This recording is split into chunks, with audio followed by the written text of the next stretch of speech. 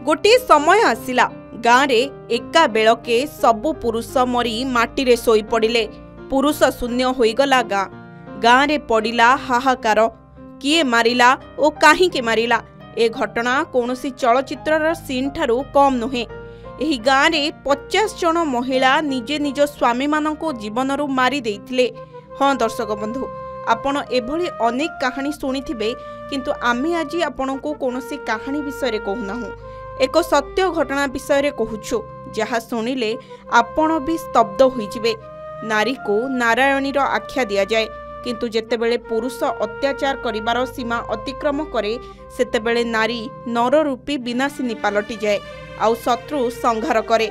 कुहा जाए जे जणे नारींको लुहरे ध्वंस पाइथिला स्वर्णमयी लंका एवं आउ जनक लुहरे प्रबल प्रतापी कुरुवंश।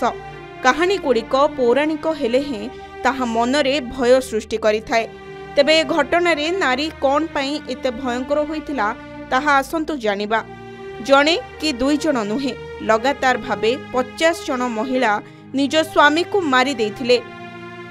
दुनिया रे एपरी अनेक घटना सामना को आसीछि, जहा सुनी संपर्कर डोरी उपरु भरोसा तुटी जाइछि एवं एहाकु सुनिले समस्तଙ୍କ हृदय भांगी जाइछि।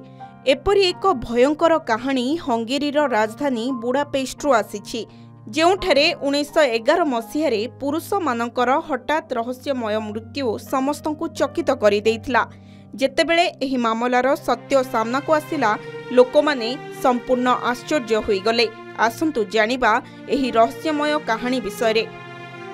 एही कहानीटी सेही समयर जेतेबेले 1911 रु 1929 मध्यरे एही छोट गाँव रे 50 रु अधिक पुरुष रहस्यमय भावरे मृत्युवरण करथिले। जेतेबेले एही मृत्यु पछरे थिबा सत्य प्रकाश पाइला, सेतेबेले जणा पड़िला जे एही हत्याकांडर अपराधी माने आउ केही नहंती, बरं सेमानंक निज निज स्त्री। एही घटना परे नाग्यरेफ गाँ सारा विश्वरे कुख्यात गाँ भावे परिचित होइथिला। एही गाँर प्रत्येक परिवारर संस्कार और अनुशासन बहुत कठोर थिला। एठारे झियो मानंको कम बयसरे वयस्क पुरुषंक सहित विवाह करा जाउथिला।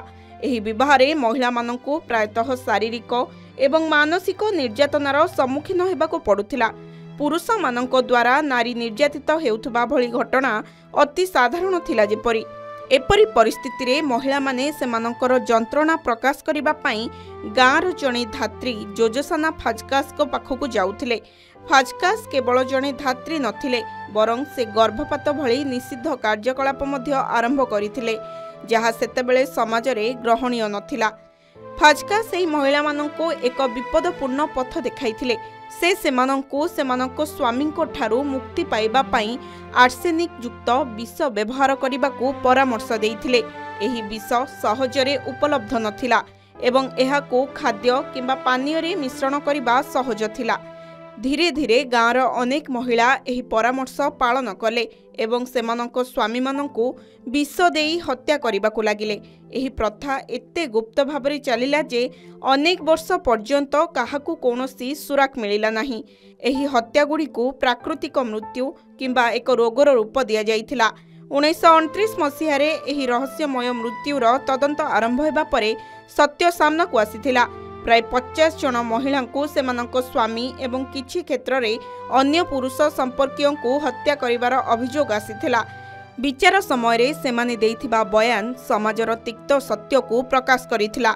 महिला माने कहिथिले जे सेमाने सेमानंको स्वामींको निर्यातना, हिंसा एवं यौन शोषण रे विरक्त होई एपरि करिथिले, किंतु फाजकास को एही गणहत्यार मुख्य षडयंत्रकारी बोली विवेचना करा जाइथिला। ब्यूरो रिपोर्ट, के न्यूज ओडिशा।